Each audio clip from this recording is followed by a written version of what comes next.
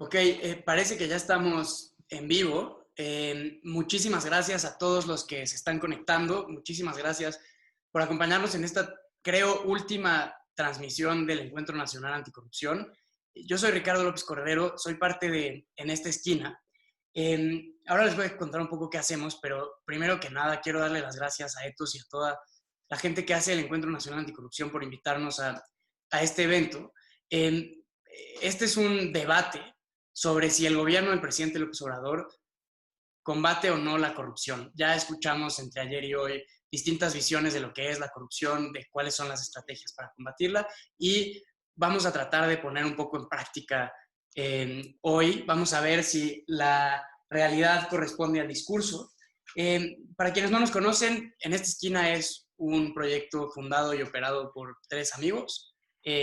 Nos dedicamos a hacer debates, contrastar ideas, discutir con gente que respetamos, que nos parece interesante, cuyas ideas nos parecen dignas de discutirse. Y hoy tengo que empezar diciendo que teníamos pactado que participara la senadora Citlali Hernández, la senadora con licencia, próxima secretaria general de Morena. Nos canceló a las 12:56, pero en esta esquina tenemos amigos hasta en el movimiento del presidente López Obrador y tenemos a Antonio Atolini, debateador emergente. Toño, ahora platicamos y te doy las gracias. Quiero contar un poco lo que hacemos. Nosotros proponemos una afirmación, en este caso, el gobierno del presidente López Obrador sí combate la corrupción. Si pueden ayudarme, por favor, a lanzar la primera votación, porque la idea es que quienes están aquí participen, voten, si están de acuerdo, en desacuerdo o indecisos con esa afirmación, y después de escuchar a nuestros polemistas, veremos si cambiaron de opinión o no. Esa es la idea. Vamos a empezar nuestro debate, pero antes quiero agradecer al maestro Jesús Robles Maluf por estar con nosotros. Jesús, mil gracias, buenas tardes. Gracias, buenas tardes. Leonardo Núñez, de Mexicanos contra la Corrupción, mil gracias por estar aquí. ¿Qué tal? Encantado. Juan Cepeda, senador de Movimiento Ciudadano, ahora presidente de la Comisión Anticorrupción, viejo amigo en esta esquina, mil gracias por participar. Gracias a ustedes. Y el bateador emergente, secretario general de Morena en el corazón de algunos, Antonio Atolini. Muchas gracias, Ricardo. Vamos a, cuando me digan, Dalia, amigos de Etos, que ya hayan votado todas las personas que tienen que votar, nos arrancamos con la primera intervención, que va a ser del maestro Robles Maluf. Lo veo, estás en la Secretaría de la Función Pública, en las entrañas de la bestia, como se dice, Jesús. Cuando ustedes me digan, ya aquí tenemos el primer... Ok, ya estamos. Entonces, nos vamos a ir con nuestra primera intervención. Es el argumento inicial de Jesús Robles Maluf. El primer llamado al voto, pensémoslo así. El piso es tuyo, como dice Jesús. Tienes 5 minutos, te aviso, te haré una señal. Muchas gracias. Muchísimas gracias a la invitación y quiero honrarla, de verdad, tratando de ser polémico.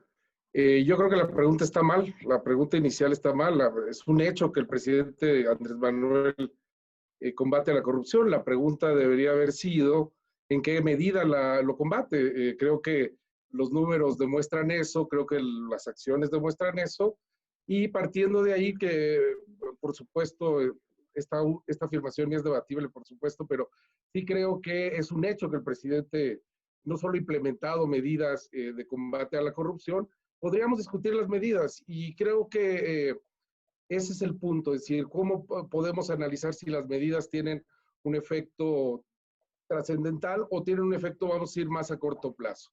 Y en ese sentido puedo enumerar un conjunto de acciones que son, vamos a decir, radicalmente, en el mejor sentido del término, van a la raíz de la corrupción, desde la lucha contra el robo de energéticos, y muchas de estas acciones que nombraré en un minuto o dos más, para no robar mucho su tiempo, tienen que ver con cosas que antes no se hacían, es decir, con cosas que antes simplemente pasaban de largo. Por ejemplo, el robo de Huachicol ya era una cuestión institucionalizada. Los altos salarios de los funcionarios que estaban sentados en esta oficina y en cualquier otra, la posibilidad, por ejemplo, de eliminar intermediarios en muchas de las acciones de gobierno y la reciente desaparición de los fideicomisos. En su amplia mayoría eran ineficaces y se prestaban a la corrupción. Todas estas medidas, puedo yo decir, merecerían algunas excepciones. Yo estoy de acuerdo, pero no se transforma la realidad si no se toman medidas fuertes, porque las excepciones, hablando de fideicomisos y cualquier otra medida que, vamos a decir, se prestaría a equilibrar las cosas, tardan muchísimo y no hay tiempo, creo. Y en ese sentido, me enorgullece participar en el primer gobierno que verdaderamente combate la corrupción. Ese sería mi punto inicial. Bien, economizando tiempos. Gracias, Jesús. Ahora quiero escucharte a ti, Juan. Quiero escucharte con la primera posición en contra de la afirmación. Así que, Juan, 5 minutos o si nada más quieres 2, nada más 2. Gracias, Ricardo. Primero, yo también saludar a los participantes, a Jesús, a Toño, a Leonardo y por supuesto a quienes organizan este interesante ejercicio, que como bien dices tú, en mi caso ya no soy nuevo, he tenido la oportunidad de participar en algunos otros ejercicios, muy novedoso y al final del debate todos salimos creo que más cuates que nunca. Primero, creo que Jesús, a partir de su premisa, está entregando la plaza. La corrupción se combate o no se combate, punto. Y él lo que está proponiendo es que se matice la pregunta, porque en su premisa está reconociendo que la cuarta transformación en materia de corrupción deja mucho que desear. Primero, contextualicemos este combate a la corrupción. Andrés Manuel, desde campaña, su oferta para resolver todos los problemas del país giró en torno a que la corrupción era la causante de todo esto, de la desigualdad, de la delincuencia, de los asesinatos, y en gran medida tiene razón en su diagnóstico. Pero hoy, a 2 años de gobierno, 2 años ya prácticamente de gobierno, ya no pueden escudarse en el pasado. Ya no pueden decir que esa corrupción tan profunda no se puede terminar en 2 años. Seguramente, si el combate a la corrupción fuera real y fuera determinante en este gobierno, ya tendríamos resultados. Y quiero ilustrar algunos casos emblemáticos que tienen que ver con el pasado, perpetuados en este gobierno. Miren, seguramente muchos recordamos el gran escándalo de corrupción de Enrique Peña Nieto en su gobierno con la llamada Casa Blanca. Como obtuvo esa casa, por supuesto, un monumento a la corrupción y que todos condenamos, fue a partir de un contratista privilegiado por su gobierno en el Estado de México y continuado en el gobierno federal de Enrique Peña Nieto, Juan Antonio Hinojosa. Él, entre sus múltiples empresas, tiene una que se llama ICSA. Esta empresa, ¿qué creen? Que en este gobierno, en este actual gobierno que combate la corrupción y que debiera de estar en contra de estas prácticas, le ha otorgado contratos en el IMSS, en el ISSSTE, por más de 300 millones. ¿Dónde está el combate a la corrupción cuando alguien que benefició al gobierno, que creo que es el ejemplo de corrupción como es Peña Nieto, hoy se ve beneficiado con este gobierno? Segundo, yo vivo en Nezahualcóyotl. Si en línea recta fuésemos a donde se estaba construyendo el aeropuerto internacional de la Ciudad de México, el nuevo aeropuerto, la neta, hablándonos aquí en plata, no hay ningún lago. Hay un vaso regulador de aguas negras. Está bien, se canceló con el argumento de la corrupción. Pero hoy, a 2 años, no se ha iniciado ninguna carpeta de investigación con nadie de estos involucrados. Más aún, acero que estaba en este aeropuerto fue subastado y se le otorga a la empresa que otorgaba el menor, sí, aquí también lo voy verificando, el menor precio. Una subasta pública de un bien público es para lograr el mayor beneficio económico. Ah, bueno, se le otorgó a quien daba la menor oferta y después se comprobó que son subcontratistas de las estructuras de acero en el nuevo aeropuerto de Santa Lucía. Los fideicomisos, como bien decía Jesús, caray, si hay corrupción en los fideicomisos, que se acaben los fideicomisos. Pero entonces, ¿por qué mantienen el de las Fuerzas Armadas con casi 100,000 millones de pesos? ¿Qué? ¿Algunos sí son corruptos y otros no son corruptos? Después del señalamiento que tienen las Fuerzas Armadas hoy, empezando por el general de la Defensa o titular de la Sedena en el gobierno pasado, allá en Estados Unidos, o el avión, caray, no. Entonces yo con esto quiero afirmar que el combate a la corrupción es pura propaganda. Gracias, Juan. Justo a tiempo, y justo a tiempo para escuchar a Antonio Atolini, que lo veía escuchar con mucha atención esta intervención, levantando las cejas, como suele hacer, frotándose la barba. Así que, pues, Toño, tus primeros 5 minutos para apoyar la afirmación. Creo que así como yo, que hace 5 minutos recibí la invitación para participar de este tema, resulta para muchas personas inmediato, obvio, accesible poder hablar de lo claro que es el combate a la corrupción de la Cuarta Transformación en el gobierno encabezado por el presidente López Obrador. Porque mira, déjame te pongo en perspectiva.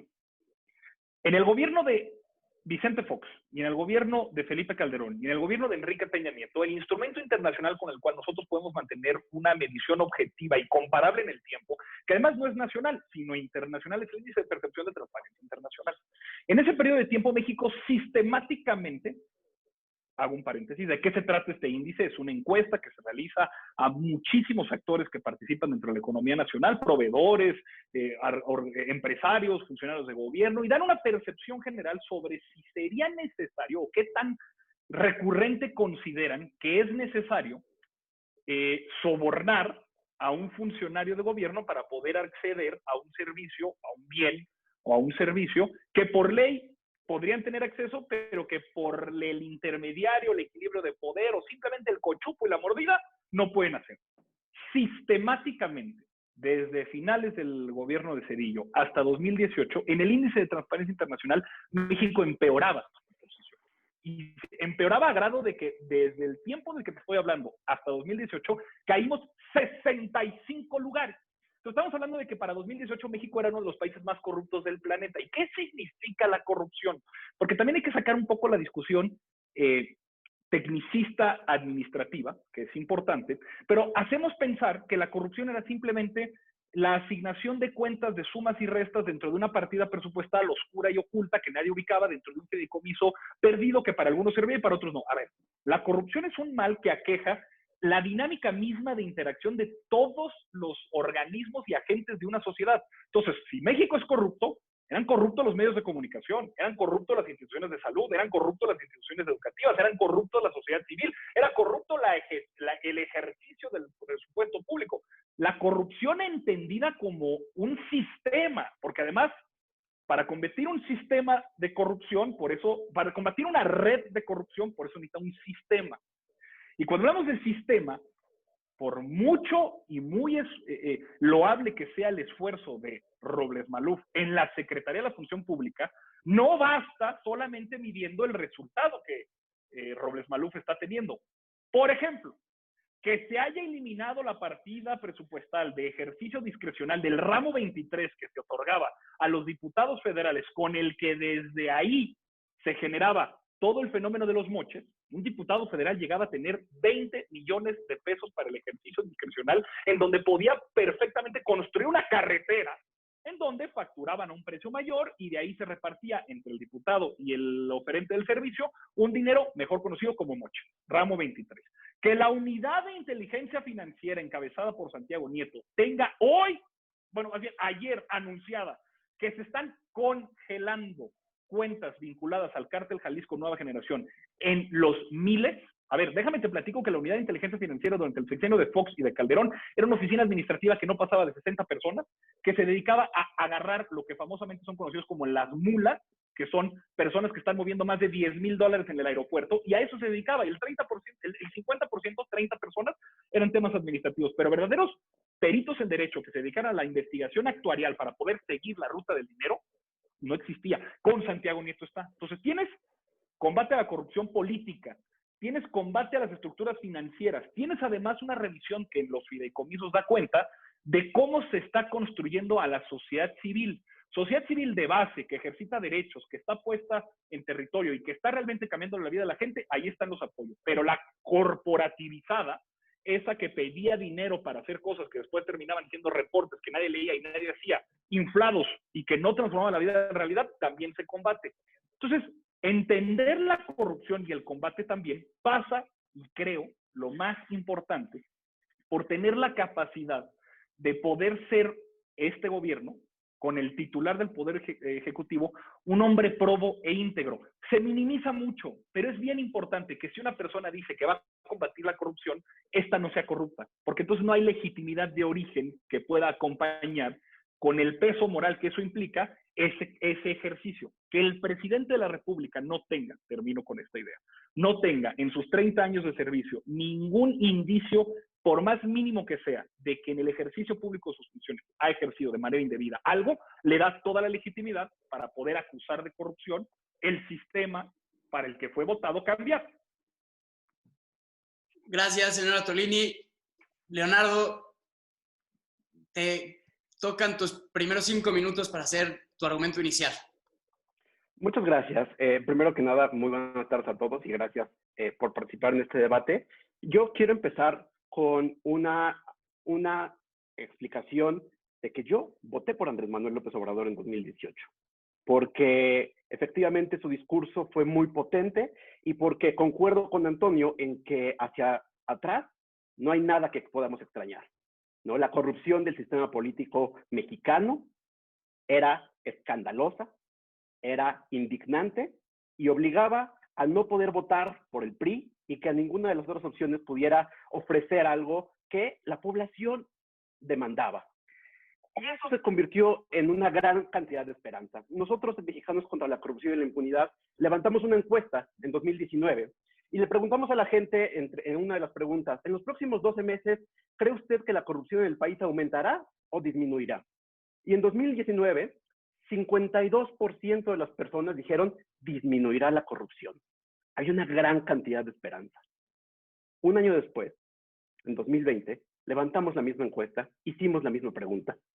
En los próximos 12 meses, ¿cree usted que la corrupción en el país aumentará o disminuirá? Y algo sucedió. Ahora, la mayoría no creía que iba a disminuir. Ahora, 43% de las personas dijeron, creo que la corrupción va a aumentar el año que entra. Hicimos otra pregunta ya en 2020. En su opinión, ¿cómo aplica el gobierno actual la ley? ¿La aplica a todos por igual o da trato preferencial a algunas personas? Esta pregunta ya se levantó en este gobierno, en 2020. 75.2% de las personas dijeron da trato preferencial a algunas personas. 75.2%. 3 de cada 4 personas. No quiero hacer el argumento de López Obrador de que el pueblo no se equivoca o se equivoca menos que los gobernantes, como él ha dicho, pero aquí hay un indicador claro. La población está viendo algo. ¿Y qué es lo que está viendo? Lo que está viendo es que esa esperanza que se plasmó en el combate a la corrupción frontal, en acabar con este sistema que claramente nos daña a todos, no está sucediendo. ¿Por qué no está sucediendo? Creo que a lo largo de este debate tenemos que hablar de muchos números, de muchos programas, pero empecemos con cifras oficiales. Cifras del INEGI. De acuerdo con la Encuesta Nacional de Calidad de Impacto Gubernamental, que se levantó ya en 2019, pasamos de tener 14,635 actos de corrupción en un trámite personal por cada 100,000 habitantes a 15,732 en 2019, un incremento de 7.5%. Cuando se trata de la tasa de actos de corrupción en al menos uno de los trámites realizados, pasamos de 25,541 por cada 100,000 habitantes a 30,456, un incremento de 19.2%. Cuando se preguntó el costo de la corrupción, pasamos de un costo total de 7.780 millones de pesos en 2017 a 12.769 millones de pesos en 2019.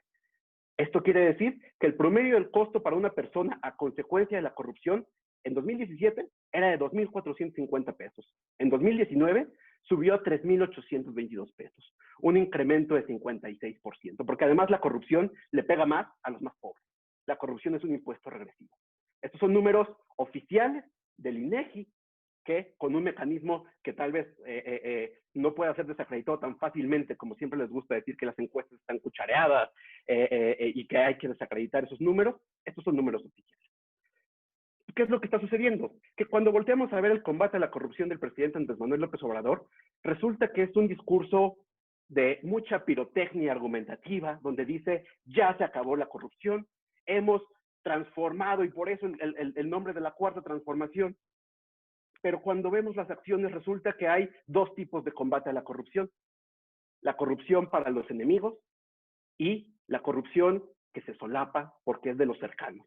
Y creo que ese es el corazón de la pregunta, en el cual, por eso quería comenzar con que 75% de las personas creen que la ley no se aplica de modo parejo. Y eso se ve en que cuando tenemos escándalos de corrupción electoral, en el hermano del presidente, con videos que lo incriminan y que evidencian que entregó dinero, la respuesta del presidente, ¿cuál fue? Tenemos un sistema diferente, en el cual esto eran aportaciones para el movimiento, y a pesar de que a todas luces se configuraba un delito electoral y que era dinero ilegal, porque además si revisamos los reportes del INE, jamás se reportaron cantidades similares a esos 1.4 millones de pesos que entregó, se trató de justificar. Tenemos casos para echar arriba. Al pueblo le indigna que el caso de Manuel Bartlett haya sido, se le haya dado un carpetazo con una justificación absolutamente legaloide, y en el cual es claro que el señor y su esposa, que no es esposa, concubina, no concubina, como pueden caminar entre diferentes casas y aparentemente no se encuentran, no están cometiendo un acto de enriquecimiento ilícito. Y creo que a lo largo de este debate hablaremos de muchas otras cifras que nos evidencian que el combate a la corrupción no está sucediendo. Bien, te tengo que interrumpir porque sí, usaste tus 5 minutos completos. Y aquí somos tan estrictos como dice ser la Secretaría de la Función Pública actualmente. Y quiero, antes que otra cosa, con la emoción de tener a un nuevo polemista, con la emoción de verlos a ustedes, se me olvidó decir que ya quebró el día, entonces salud a todos, porque en esta esquina es básicamente una excusa para que nosotros tomemos entre semana, además de discutir ideas y demás. Entonces, quisiera tener los primeros resultados, los resultados de la primera votación. El gobierno del presidente López Obrador sí combate la corrupción, de acuerdo, 40%, indecisos, 28%, desacuerdo, 32%. Eso significa que hay muchos indecisos por convencer, hay mucho camino por recorrer. Y en esta siguiente parte, que hablaremos unos 20 minutos, les pediría que sus respuestas fueran muy breves. Se pueden hacer preguntas entre ustedes y si el dios del internet lo permite, pueden ir hablando respetuosamente uno tras otro. Mientras hablaba Leonardo, levantaron la mano Antonio, Juan y Jesús. Todos quieren responderte. Quiero darle la palabra primero a Jesús para hablar sobre, creo, las cifras del INEGI. Es cuando estabas levantando la mano que mencionaba Leonardo. Eso, sí. Si le tengo una pregunta a Leonardo, me gustaría, ya que cita de manera sistemático, le quería preguntar si sabe el dato de cómo cambió la percepción de confianza en el gobierno de 2017 a 2019.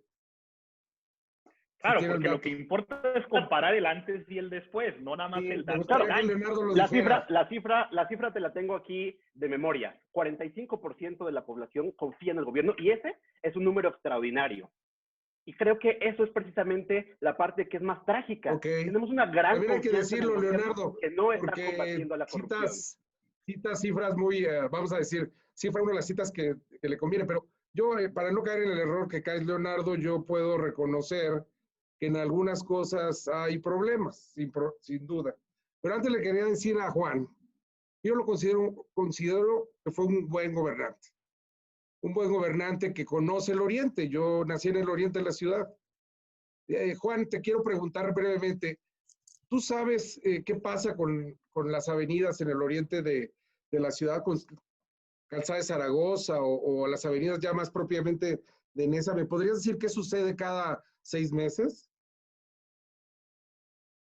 Juan, estoy aprovechando mi tiempo para ¿Pudieras ver si Juan me puede especificar más tu responder. pregunta? Porque la dejas tan amplia que ¡Se inundan! A ver, Toño, espérame. Voy a poner un poco de orden. Quisiera voy ser más específico como me lo pide Juan. Jesús, Además, considero de estoy verdad que metiendo fue un buen jiribilla. gobernante. voy a meter un poco de orden. Sí, jiribilla, sí a favor de la jiribilla. Nada más, las preguntas tratemos de hacerlas específicas porque yo pensé que estábamos hablando del tráfico en la calzada Zaragoza para salir a Puebla. No. hay bloqueos, Estamos hablando- Ay, cálmate. hay mucho tráfico. Estamos hablando de lo que hablamos, de lo que se refirió Juan y de la corrupción. Quiero referirme a la forma de las avenidas en el oriente de la ciudad, qué forma toman cada periodo relativamente de 6 meses. Zaragoza o Avenida o el Bordo, cualquiera de las de la de región. Juan, ¿qué pasa con las avenidas? ¿Qué forma toman? Yo te puedo hablar de Nezahualcóyotl, que es donde goberné y que hicimos una obra muy importante de rehabilitación de vialidades y ahorita están en perfecto estado. Perfecto. De las otras, seguramente quien esté en esa zona podrá hablar, como dicen, cada quien habla según le ha ido en su capillita. Gracias, Juan.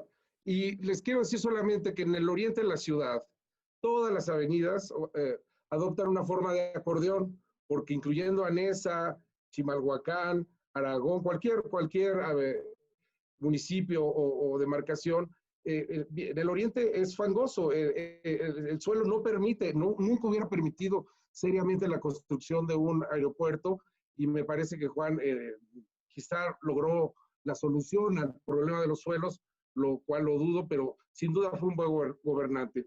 Lo que quiero decir con todo esto es, ciertamente, y por supuesto no concedí absolutamente nada, ciertamente si dije que podíamos discutir, según mi postura, el nivel de lucha anticorrupción, era para ser tolerante, porque creo que no puedo yo partir del hecho de que lo que yo digo es, yo creo en lo que digo, pues, pero no lo puedo imponer como verdad absoluta. Pero lo cierto es que, en efecto, problemas como el aeropuerto, o la lectura que hace Leonardo del ENSIG, admiten muchas, vamos a decir, interpretaciones, pero lo cierto es que algo cambió. Y yo quisiera por lo menos irme tranquilo de que Leonardo y Juan, yo sé que Antonio sí, entienden que algo cambió para bien.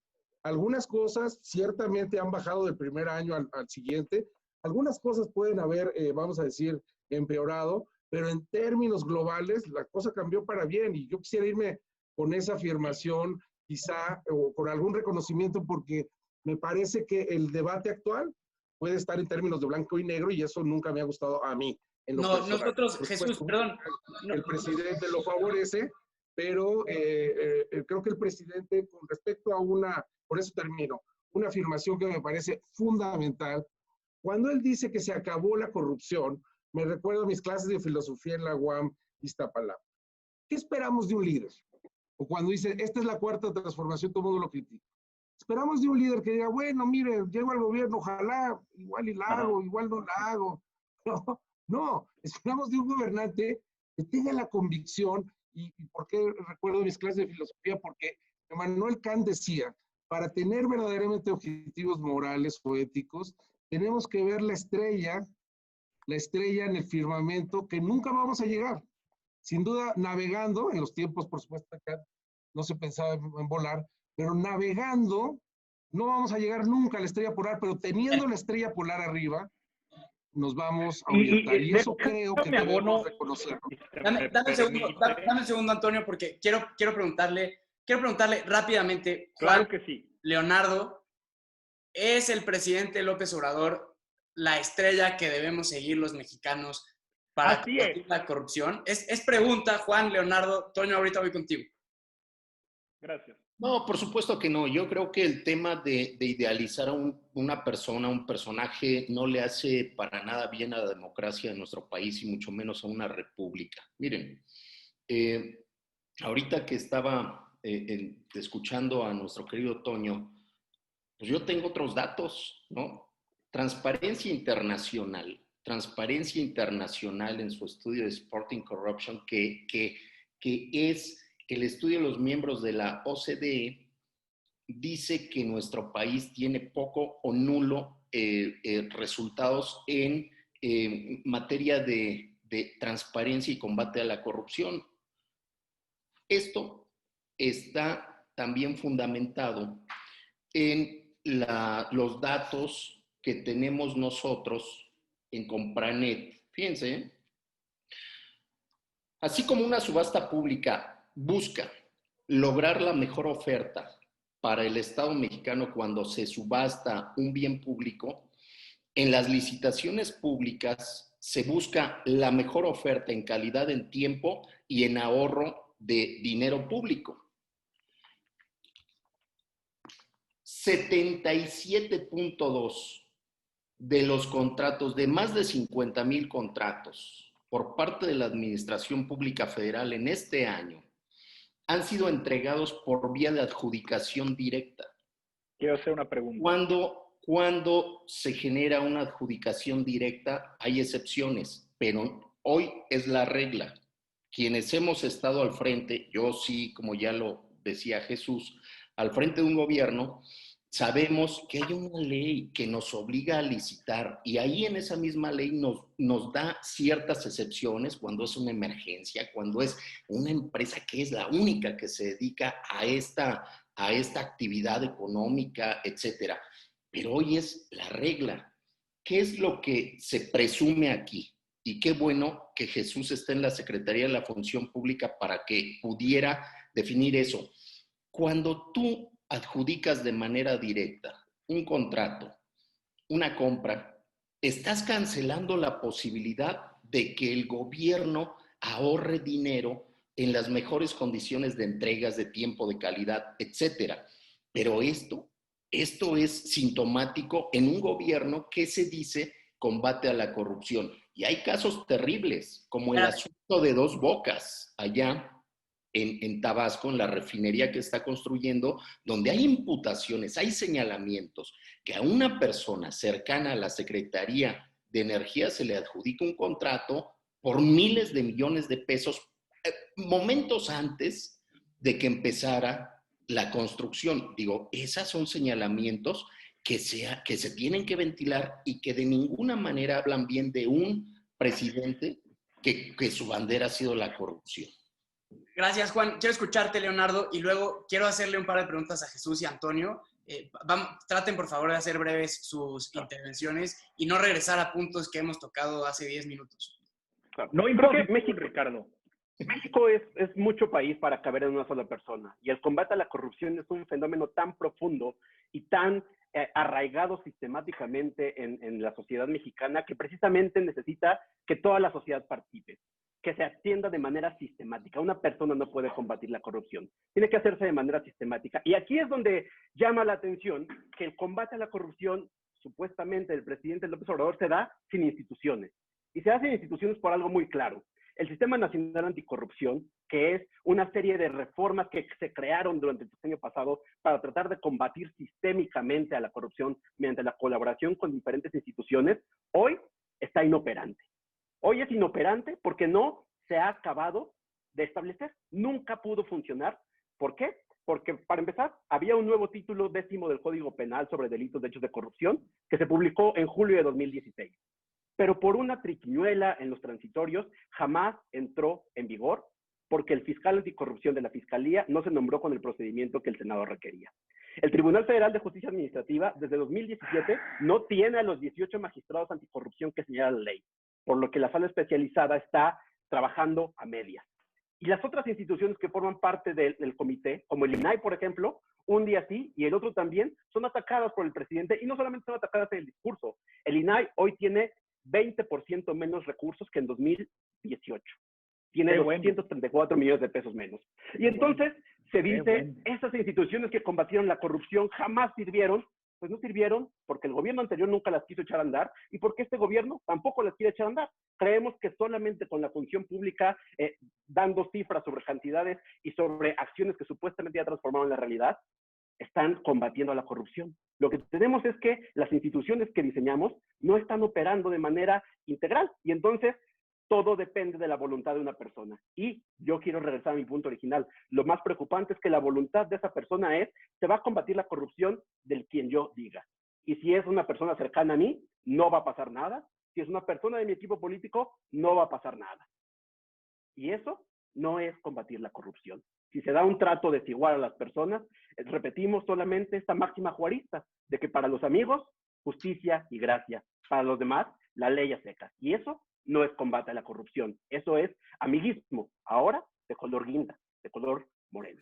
Déjame, me interesa mucho, Toño, que respondas a esta cita que hace Leonardo de una frase que le gusta al presidente: justicia y gracia para los amigos, la ley a secas para los que no son amigos. En 30 segundos, Toño, háblame de eso y de Manuel Bartlett. Eso no es amiguismo, eso es un principio juarista de justicia. O sea, no veo dónde está el problema, porque además hay un común denominador: a los amigos justicia y a los enemigos justicia también, solo que pues, sin la gracia de decirle, ¿sabes qué, carnal? Lo siento mucho, pero pues tendrás que enfrentar la ley, como lo ha hecho con los hermanos, hijos, primos, tíos. Hay un memorándum presidencial que establece, porque además sabemos que es muy dada la cultura virreinal y premoderna de nuestras élites en México, de salir con el nombre a charolear y decir: a mí me mandó Alfonso Romo, a mí me mandó Julio Scherer, a mí me mandó el hijo del presidente, como tú quieres y mandas. O sea, problemas reales que la gente entiende y que el presidente además sabe. Entonces, no veo ningún problema ahí. Manuel Bartlett, mira, no voy a ser yo quien defienda a Manuel Bartlett. Manuel Bartlett tiene 80 años de servicio público y es un devenir histórico que la gente sabe y entiende. Voy a hablar de León, su hijo, que ha sido múltiples veces sancionado por la Secretaría de Función Pública. Hay un caso que conozco además en particular, que fue el tema de los ventiladores. Ventiladores que en el IMSS se habían contratado so pena condicionante pudieran estar en tiempo y forma para poder usarse. Condicionantes que no se cumplieron, que no estuvieron ni en tiempo, no estuvieron en forma y además a sobreprecio, investigado por la Secretaría de Función Pública. Pregunta, Señor, Toño, que además, nada más termino para poner en perspectiva. León Bartlett es un señor que tiene la edad de Marcelo Ebrard. O sea, no es un chamaquete inventado de la nada. Es un señor que tiene la edad de Marcelo. Es un señor de 60 años, que tiene una empresa, que ha sido, por lo menos en el IMSS, sancionado 2 veces por el incumplimiento de su contrato. Entonces, en casos particulares, que no me quiero detener ahí, pero adelante, ya se ejerció la ley a secas. O sea, no hubo amiguismo. Pero te escucho, Leonardo, con mucha atención. No, la única pregunta es, ¿quién hizo esa investigación? Esa investigación la hizo la sociedad civil, salió justamente desde las oficinas de México contra la corrupción, y después la Secretaría de la Función Pública se activó. Y lo mismo sucedió, por ejemplo, en el caso de la corrupción de Carlos López. A ver, muchas gracias al blog. Agradecemos la investigación yo voy a de la sociedad civil. Yo voy a poner orden. Es muy importante que lo haya hecho. Yo voy a poner orden, Jesús, voy a poner orden, Antonio, voy a poner orden, Leonardo. Y Juan, también te llevo de pasada, aunque tienes el micrófono apagado. No me quiero yo detener tampoco en casos específicos. Quiero hablar no tanto de los qués, sino de los cómo y los porqués. Y quiero pasar, Jesús, te voy a preguntar, la incompetencia... Pero déjame, les contesto a los compañeros. No, porque me queda poco tiempo. Pero les quiero contestar. Me queda poco tiempo, Toño. Tenemos todavía un poquito de tiempo. Quiero hablar de cosas históricas. Adelante. Porque además, Ethos nos invita al Encuentro Nacional Anticorrupción con una serie de organizaciones muy serias y nosotros queremos quedar bien, como en esta esquina. Porque finalmente nos dejan sentarnos en la mesa de los adultos, digamos. Así que quiero preguntarte, Jesús, ¿la incompetencia es corrupción? ¿La incompetencia en el servicio público? La incompetencia es... Trae jiribilla, Jesús. Hay que tener cuidado, en efecto. El tema de incompetencia dentro del servicio público más bien hace referencia a la falta de atribuciones para determinar ciertas conductas. Eso pasó precisamente en el caso Bartlett, padre, en donde las figuras necesarias para tener competencia adecuada y sancionar no estaban presentes. Ahora lo están y es muy importante decirle a la gente que no se podía sancionar bajo la legislación y los reglamentos tal y como estaba cuando el señor Bartlett hizo su primera declaración, y ahora ya cambió. Pero también quiero decir algo que es súper importante. Las adjudicaciones directas, y esto va a lo sistémico, no son ilegales. Para tranquilidad de todas las personas, hay que decirles que todas las adjudicaciones directas pueden y son, de hecho así lo hace Mexicanos contra la Corrupción, son evaluadas, conocidas, porque son transparentes. Y lo importante es ver si estamos en un momento de emergencia. Casi se responde la pregunta con la afirmación inicial. Es decir, las adjudicaciones directas son para momentos de emergencia, para momentos especiales, y eso hay que determinarlos. Pero solo quiero terminar este punto con algo también sistémico. La secretaria Irma Sandoval está buscando que solo sea el 20%, a diferencia del actual rango, que es un rango abierto, que la legislación es, la próxima legislación de compras públicas, solo sea el 20% estrictamente el límite de las adjudicaciones directas. Y ahí estamos avanzando. Juan. Ahora, creo que hay una diferencia. Deja nada más. No. Quiero darle la palabra a Juan. Adelante. Una pregunta puntualísima para quienes defienden esta premisa de que se combate la corrupción. Señor. Realmente todos los casos que se han ventilado públicamente son investigaciones o periodísticas o de la sociedad civil o de organismos que su lucha ha sido la transparencia o el combate a la corrupción. No. El gobierno anterior o los gobiernos anteriores fueron señalados una y otra vez y además indefendibles por evidentes casos de corrupción. Díganme, porque yo aquí tengo más de 50 casos, de gobierno anterior y actual. ¿Cuántas carpetas de investigación ha iniciado este gobierno? ¿A cuántos se les ha iniciado un proceso? ¿Y cuántos están en prisión? Salvo Rosario Robles y Emilio Lozoya, que nunca lo hemos visto, ¿quién más? Es una pregunta para ambos panelistas que están defendiendo la posición a favor. ¿Puedo? Adelante, pero sé breve porque quiero también escuchar a Leonardo. Mira, voy a ser bien puntual. Ha habido más de 5,000 sanciones a servidores públicos, entre los cuales se han inhabilitado a 1,500, casi 1,000 suspensiones, más de 900 400 multas y 282 destituciones. Y se han presentado ante la Fiscalía 503 denuncias. Ahora, dirás, no me crees, son los datos oficiales. Adelante, Mexicanos Unidos contra la Corrupción. Adelante, funcionarios de la oposición. Son datos que están ahí listos para poder ser contemplados. ¿Quieren ir a las minucias? Están. ¿Quieren caer en la falacia de composición para tratar de encontrar un resquicio específico y particular en donde creen que con eso pueden elaborar una visión de mundo, en donde creen encontrar la fisura donde se cae? Ahí también ganamos, porque están los datos. El problema con el tema de las asignaciones es que además hay dos diferencias, no solamente asignación directa y licitación. En la misma asignación hay una diferencia del monto. O sea, es una ridiculez, porque cuando dicen, lo presentó Mexicanos Unidos contra la Corrupción o lo presentó cualquier organización de la sociedad civil, recuerden siempre la premisa. Los números no mienten, pero se puede mentir con los números. Es absolutamente absurdo suponer que vamos a licitar públicamente los 40,000 pesos que se necesitan para comprar grapas en la Secretaría de Cultura o los 60,000 pesos que se necesitan para comprar tóner en la Secretaría de Economía local de Guanajuato, y ahí entonces hacen muy bien, y termino con eso, la estridencia, que eso sí es pirotecnia, de que la asignación la asignación directa es sinónimo de corrupción. No es cierto, no es verdad. Leonardo, casi por alusiones.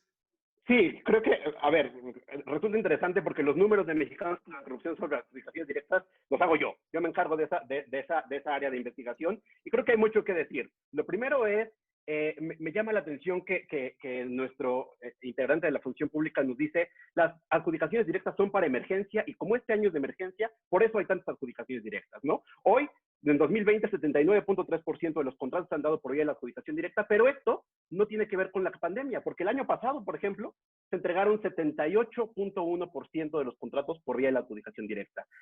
8 de cada 10. El año pasado que no había pandemia, este año que ha habido pandemia.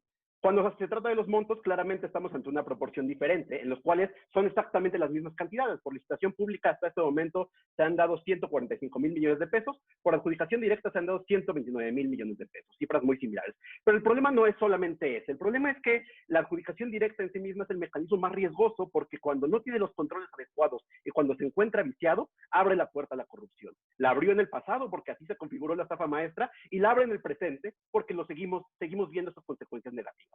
Recordemos que una investigación periodística hecha por Quinto Elemento Lab reveló en 2019 que en 2019 se creó un grupo de 171 empresas que recibieron contratos del gobierno unos días después de que fueron creadas. Recibieron 561 contratos con 92 dependencias del gobierno federal por 366 millones de pesos. Y esas empresas recibieron los contratos en 7 de cada 10 ocasiones por vía de la adjudicación directa. Incluso también, si revisamos Compranet el año pasado y este año, encontramos que además hay empresas fantasma que han recibido contratos, empresas que han sido boletinadas por el SAT e identificadas como empresas fantasma que están recibiendo contratos. Y entonces eso claramente nos habla de que la política anticorrupción tan cacareada, el fin de la corrupción, no existe porque no hemos hecho las modificaciones de fondo, porque no hemos cambiado o echado a andar las instituciones, porque cuando queremos decir que se combata la corrupción de unos cuantos. Y ese es el gran problema de fondo, que la potencia institucional que podría desplegar el Estado mexicano se despliega contra los que son enemigos, contra los que son enemigos del presidente en sus propias No manches, Lomelí, y eso es un gran problema. Arles Junior, enemigos, ¿no? Claro. Espérame, Jesús. Espérame, Leonardo. Se hicieron desde la sociedad civil. Muy bien. Se nos está acabando el tiempo y quiero darles la oportunidad de hacer un último llamado al voto. Les voy a dar 1 minuto a cada quien. Quisiera que fueran muy concisos, muy breves, que no se pasen, por favor.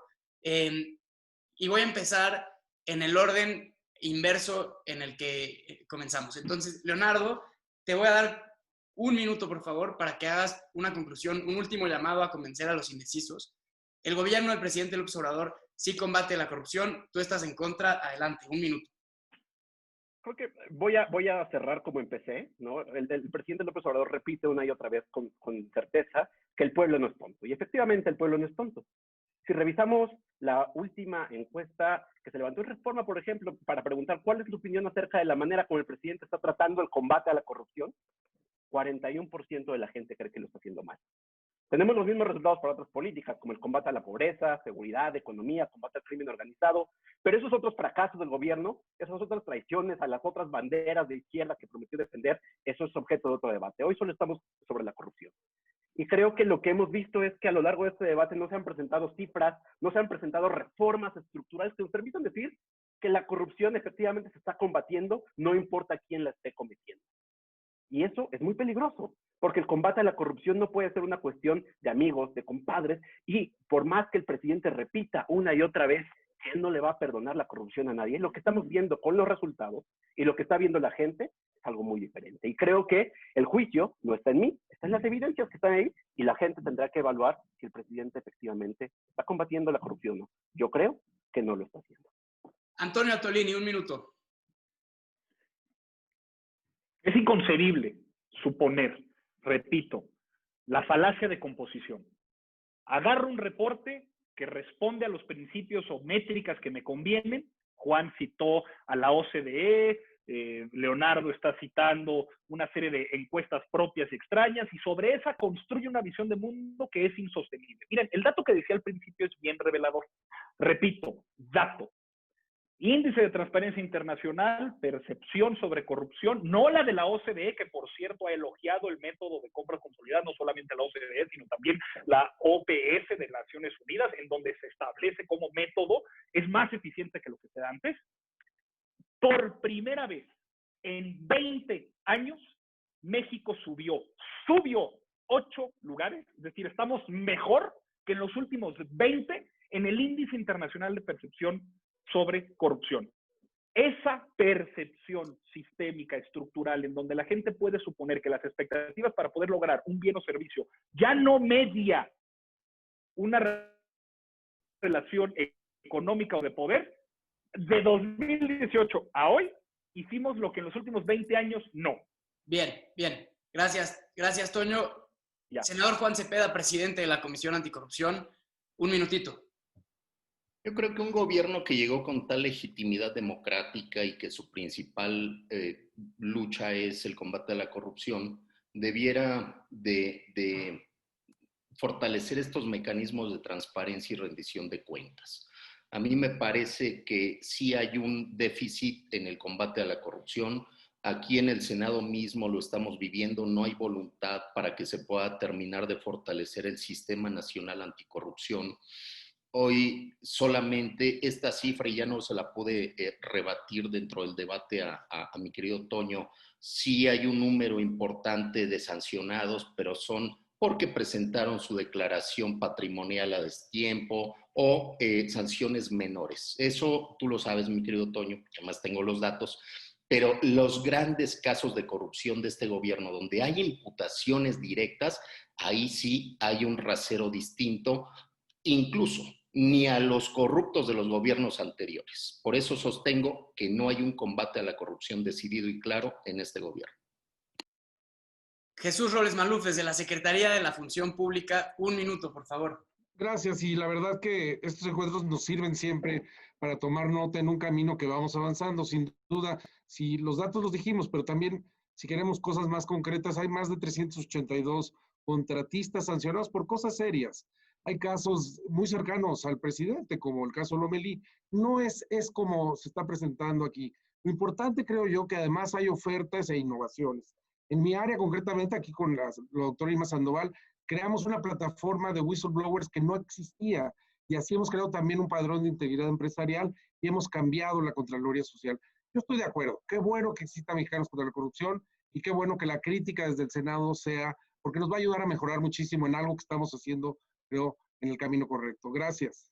Buenísimo. Pues tengo ya los resultados de la segunda votación.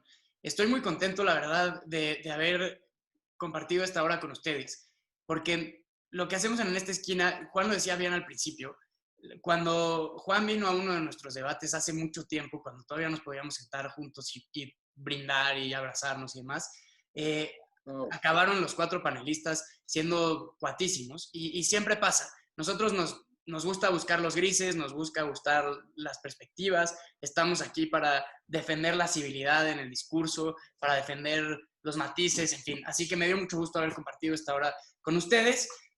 Los resultados de la primera votación, el gobierno del presidente López Obrador sí combate la corrupción. Teníamos 40% a favor, 28% indecisos, 32% en contra. Les recuerdo, estos resultados son 1, inapelables, 2, increíblemente científicos y una estadística. Tenemos en nuestro equipo un actuario del ITAM que es intachable.